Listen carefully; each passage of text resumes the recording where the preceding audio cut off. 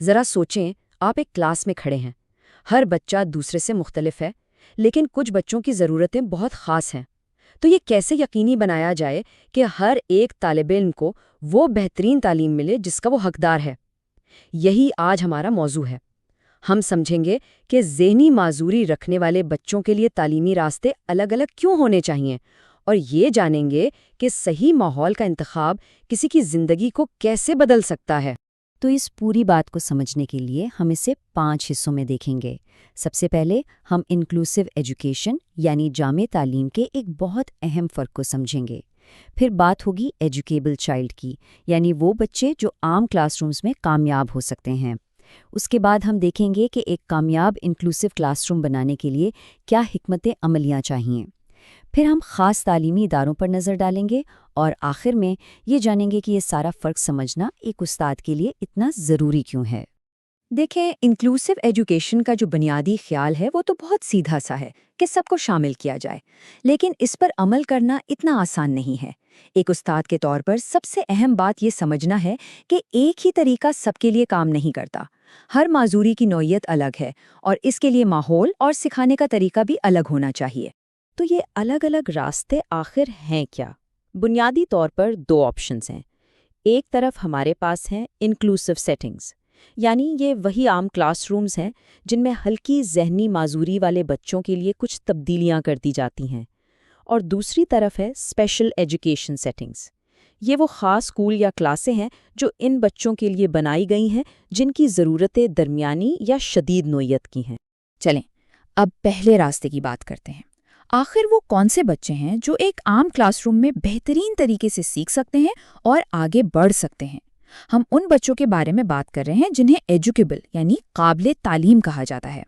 ایجوکیبل یہ ایک ٹیکنیکل لفظ ہے، لیکن اس کا مطلب بہت سادہ ہے۔ یہ ان بچوں کے لیے استعمال ہوتا ہے جن میں ہلکی ذہنی معذوری تو ہوتی ہے، لیکن اہم بات یہ ہے کہ وہ روزمرہ زندگی میں کام آنے والی تعلیمی مہارتیں سیکھنے کی پوری صلاحیت رکھتے ہیں، اور وہ عام کلاس روم کی پڑھائی سے سچ مچ فائدہ اٹھا سکتے ہیں۔ اب اس سلائیڈ میں جو بات سمجھنے والی ہے نا، وہ یہ ہے کہ یہ ساری خوبیاں کلاس روم میں ان کی کامیابی کی وجہ بنتی ہیں۔ چونکہ وہ ٹھیک سے بات چیت کر سکتے ہیں تو وہ گروپ ایکٹیویٹیز میں حصہ لے سکتے ہیں، چونکہ وہ کلاس کے اصولوں پر عمل کر سکتے ہیں تو وہ خود سے کام کر پاتے ہیں، اور سب سے اہم بات، اگر انہیں صحیح سپورٹ ملے تو وہ اپنے باقی ساتھیوں کے ساتھ مل کر سیکھ سکتے ہیں اور آگے بڑھ سکتے ہیں۔ ٹھیک ہے، تو یہ تو سمجھ آ گیا کہ یہ بچے کون ہیں، لیکن ایک ٹیچر کے طور پر اس کا کیا مطلب ہے؟ چلیں اب صرف طالب علم کی تعریف سے آگے بڑھتے ہیں اور ان عملی حکمت عملیوں کو دیکھتے ہیں جو ایک انکلوسیو ماحول کو واقعی کامیاب بناتے ہیں۔ دیکھیں، ایک کامیاب انکلوسیو کلاس روم کوئی اتفاق نہیں ہوتا۔ اس کے پیچھے ایک پورا سپورٹ سسٹم ہوتا ہے جو ان 6 ستونوں پر کھڑا ہوتا ہے جو آپ یہاں دیکھ رہے ہیں۔ نصاب کو بچے کی ضرورت کے مطابق ڈھالنے سے لے کر اسے جذباتی اور حوصلہ افزائی کی سپورٹ دینے تک، ان میں سے ہر ایک چیز ضروری ہے تاکہ ایک ایسا ماحول بنے جہاں ہر بچہ سیکھ سکے۔ اچھا، تو وہ کون سی حکمت عملیاں ہیں جو کام کرتی ہیں؟ سب سے اہم ہے کہ پڑھائی کا طریقہ ٹھوس ہو، یعنی سرگرمیوں پر مبنی ہو، رفتار تھوڑی دھیمی اور سوچی سمجھی ہو، ہدایات بالکل صاف، چھوٹی اور ایک ایک قدم کر کے دی جائیں۔ بار بار دہرائی بہت ضروری ہے، اور ساتھ میں تصویروں، چارٹس اور اصلی چیزوں کا استعمال سمجھ کو بہت گہرا کر دیتا ہے۔ اور یہ مثال اس بات کو بالکل واضح کر دیتی ہے۔ ایک ہی میتھس کی کلاس میں ایک ایجوکیبل بچہ پیسوں، ناپ تول یا چیزیں گننے جیسی حقیقی زندگی کی مثالوں سے بنیادی حساب کتاب سیکھ سکتا ہے۔ اس سے یہی تو ثابت ہوتا ہے کہ شمولیت کا مطلب یہ نہیں کہ سب ایک ہی کام کریں، بلکہ یہ ہے کہ سب ایک ساتھ اپنے اپنے لیول پر سیکھیں۔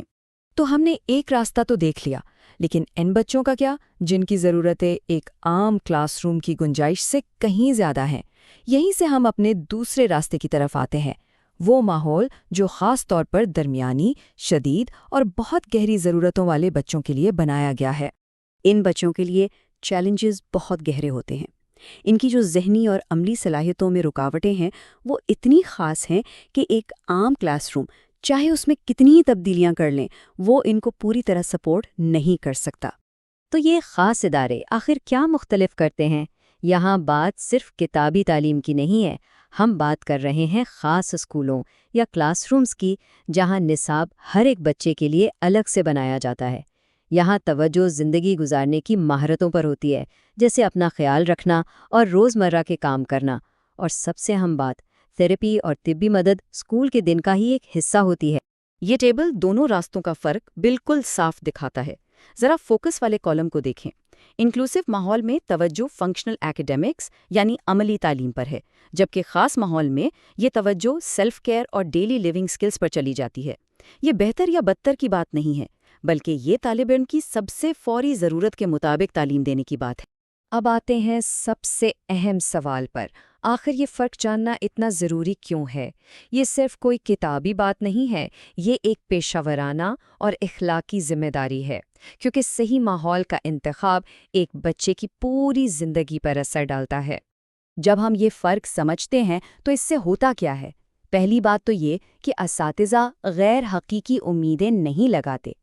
اس سے یہ یقینی ہوتا ہے کہ ہر بچے کو صحیح جگہ اور صحیح مدد ملے۔ یہ صرف اسی ایک بچے کے لیے نہیں، بلکہ کلاس کے باقی تمام بچوں کے سیکھنے کے ماحول کے لیے بھی اچھا ہے۔ اور جب ہم بچوں کی ضرورتوں کو صحیح طریقے سے پورا کرتے ہیں تو ہم پورے تعلیمی نظام کو مضبوط بناتے ہیں۔ اور یہ جو بات یہاں لکھی ہے، یہ سمجھیں کہ اس پورے موضوع کا نچوڑ ہے۔ جامع تعلیم صرف اور صرف تب بامانی ہوتی ہے جب وہ بچے کی سیکھنے کی صلاحیت اور اس کی ضرورتوں سے میل کھاتی ہو۔ تو آج کی گفتگو سے جو سب سے بڑی بات سیکھنے کی ہے وہ یہ ہے کہ ایک مؤثر اور بااخلاق استاد بننے کے لیے یہ سمجھنا لازمی ہے کہ کون سا ماحول کس طالب علم کے لیے ٹھیک ہے، تاکہ ہر بچے کے لیے سیکھنا ایک بامانی عمل بن سکے۔ اور اب آخر میں ایک سوال میں آپ سب کے لیے چھوڑ آؤں۔ جب آپ مستقبل میں اپنے کلاس روم میں قدم رکھیں گے تو یہ سمجھ کہ ہر بچے کا راستہ الگ ہو سکتا ہے، آپ کے پڑھانے کے انداز اور اپنے طالب علموں کی وکالت کرنے کے طریقے کو کیسے بدلے گی۔ اس سوال کا جواب آپ کے پیشہ ورانہ سفر کی بنیاد بنے گا۔